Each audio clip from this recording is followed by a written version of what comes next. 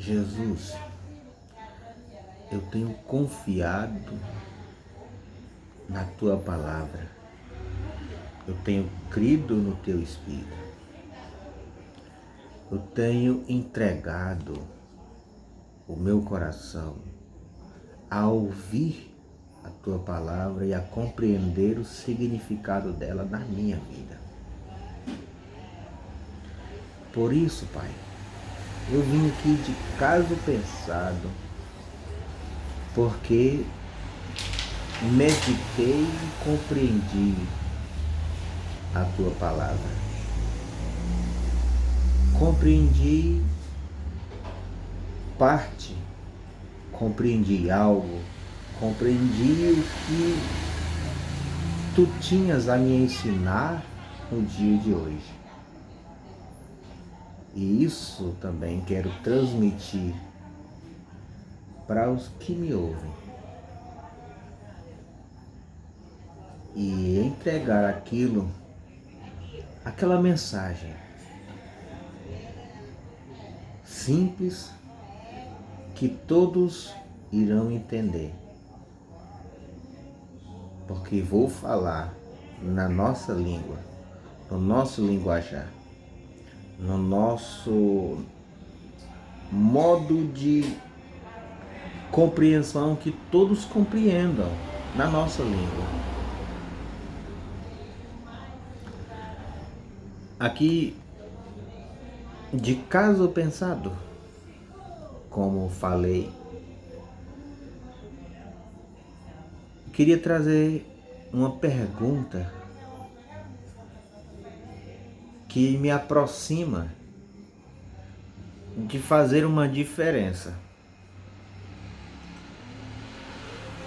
O que é ser discípulo de Jesus e o que é ser discípulo de Moisés? Você é um discípulo de Jesus ou é discípulo de Moisés? Isso vai fazer uma grande diferença na vida.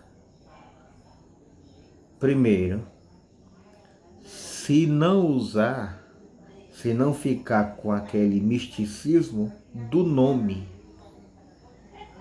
porque muita gente está com essa preocupação em relação ao nome. Se o nome é Jesus, se o nome é Jesus, se o nome é Yeshua, essa preocupação das pessoas em relação ao nome, sendo que Deus é Espírito. Deus é Espírito. E Ele diz: eu estou com o quebrantado e humilde de coração. Mesmo que não saiba nome, sem nome, Deus é Deus de espíritos. O que identifica alguém é o espírito que ela carrega. Jesus perguntou para os discípulos: o que vós dizeis que eu sou? Como é que vocês me identificam? E Pedro responde: tu és o Cristo, o Filho do Deus vivo. Poderia ser Emanuel, poderia ser qualquer outro nome. Era Yeshua, é Jesus, é o Senhor dos céus e da terra, é a palavra de Deus. Assim diz aquele que é a palavra de Deus. Ele é o Cristo. É uma designação, é uma identificação. O Cristo. E não é um nome, é uma designação, o Cristo. E aí, para ser discípulo de Jesus, é preciso crer no Espírito. E a palavra de Deus é a verdade. Jesus diz: eu vim, ele diz a uma pessoa que tinha sido curada por ele, o cego de nascença, que depois de tantos processos de pergunta pelos fariseus, gente do templo, depois de terem forçado os pais a dizerem o que não sabiam, pergunte a eles, e eles também disseram aquilo porque tinham medo de serem expulsos da sinagoga, mas aquele que tinha sido cego e agora enxergava, não teve nenhum medo. E depois de ter sido expulso da sinagoga, Jesus soube disso e procurou. E quando o encontrou, disse: tu crê no Filho de Deus? Tu crê no Filho do Homem? E ele disse: quem é ele, Senhor, para que eu creia? E Jesus disse: tu vê, tu já enxerga, tu está vendo, e é quem fala contigo. E ele diz: creio, Senhor, e o adorou. E Jesus diz assim: eu vim a este mundo para que os cegos possam ver, e para aqueles que veem se tornem cegos. Ele diz isso com uma provocação àqueles que estavam à sua volta, porque os que estavam à sua volta eram os fariseus, e Jesus falando aquilo, eles reagiram. Por acaso você está falando da gente? E Jesus disse: sim, porque se vocês fossem cegos, não teriam pecado, não teriam culpa. Mas como vocês dizem que enxergam, permanece sobre vocês o vosso pecado.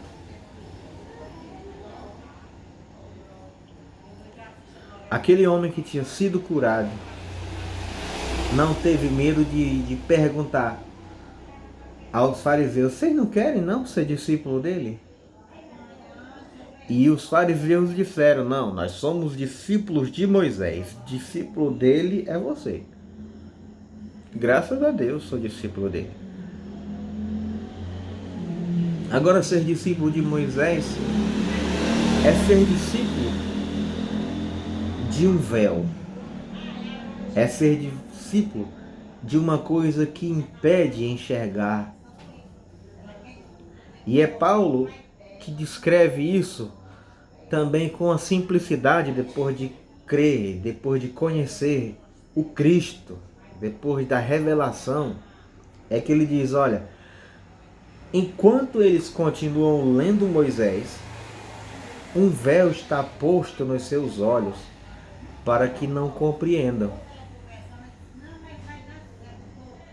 Para você ver o que Jesus diz, como é a verdade. Eu vim para aqueles que, sendo cego, vejam, e para aqueles que veem, se tornem cegos. Porque outra vez, eu estou falando agora em português, e Jesus diz assim, para aquele povo, na língua deles: eu falo com vocês na linguagem popular, na linguagem de vocês, para que todos compreendam. Mas vocês são incapazes de entender a minha mensagem, porque vocês não querem ouvir. É uma decisão tão forte de não querer ouvir que não compreendem, por mais que você fale a língua simples, o português mais básico. É aqui no Evangelho de João, no capítulo 9, que está essa descrição, essa informação, e quem apenas lê, pode ler só a informação. Mas aquele que ouve, que crê, mas esse que lê com o Espírito, esse absorve a mensagem.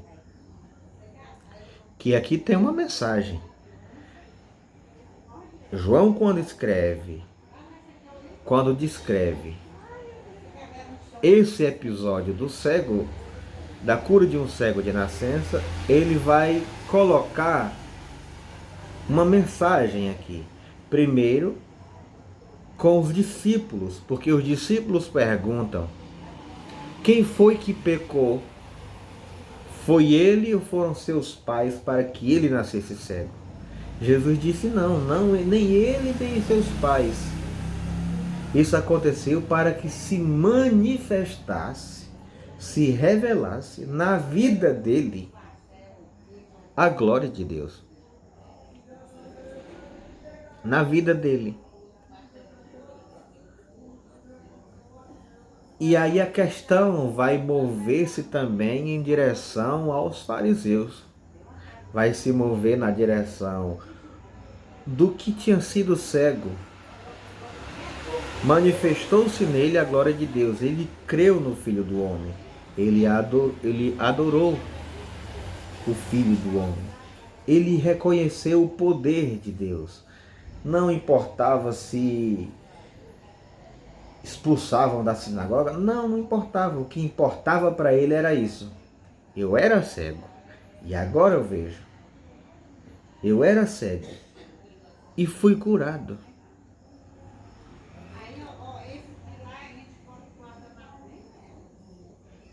E pergunta: vocês não querem não ser discípulos dele? Permanecer discípulo de Moisés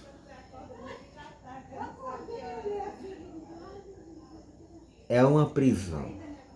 É uma prisão porque você não enxerga para onde está indo.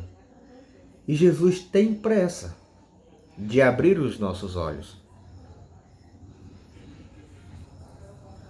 Ele quer abrir os nossos olhos, porque ele diz: olha, o que o meu pai me mandou fazer, eu quero fazer agora, enquanto é dia, porque a noite vem que não se pode trabalhar.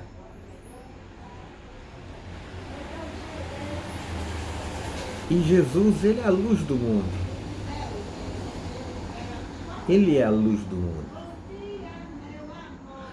Não importa quem você seja, não importa onde você está, não importa se você conhece o nome, não importa se você conhece a informação, o Espírito de Deus nos ilumina. Porque a salvação não é pela informação. Não é pela informação, não é pela gnose. A salvação é pelo Espírito, é pela minha decisão de escolha. Eu escolho o bem ou eu escolho o mal? Eu escolho a praticar o que é bom ou a maldade? Essa é uma decisão que acontece pensada. E muita gente tem essa megalomania de ficar indo de um assunto para outro, fala disso, fala daquilo, não tem uma mensagem escorreita para que alguém possa entender. Não, ele fica bagunçando o que tem de dizer, vai dizendo, vai empurrando coisas que não tem nada a ver uma coisa com a outra, não amarra nada em outra coisa. No final parece uma farofa de espinhos de peixe com sei lá o que, com pedra, que as pessoas comem e ficam depois confusas. Ah, eu não sei o que ele quer dizer. Ah, será que isso está certo? Ah, tem alguma coisa de Deus? Mas ele disse isso aqui é de Deus. Isso ali eu já não sei. Tem gente que não tem o Espírito de Deus. Não tem.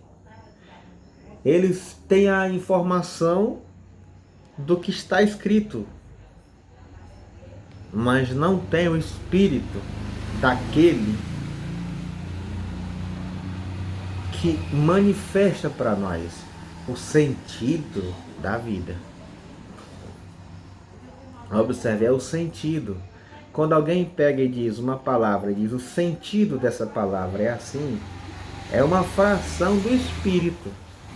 Porque o Espírito é para além do sentido que eu possa descrever de imediato. ela repousa no nosso coração como uma compreensão para sempre. Mas para nós, o Espírito da Palavra é fazer a gente entender e absorver o que é ser, o que é ser, o que é ser em Deus. E Jesus perguntou: o que vocês dizem que eu sou? Como vocês me descrevem? E Pedro respondeu: tu és o Cristo, o Filho do Deus vivo. Jesus responde: não foi carne e nem sangue quem tu revelou. Você é feliz nessa afirmação. E é feliz porque foi o meu Pai que revelou isso a você.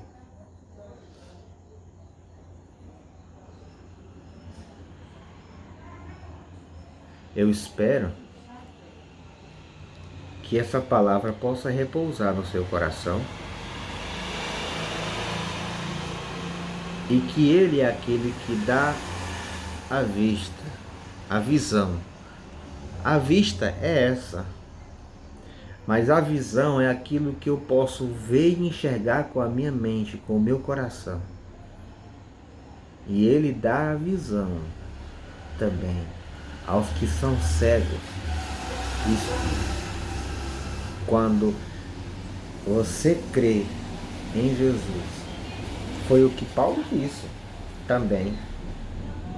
Enquanto se lê em Moisés, um véu permanece sobre o seu rosto, sobre os seus olhos, uma venda o encobre. Todavia, quando crê em Jesus, o véu é retirado. Você passa a enxergar com nitidez. Passa a não ver apenas a informação, mas passa a enxergar o espírito dela. Passa a ver não apenas a cenografia da crucificação, mas o resultado da entrega daquele que foi crucificado.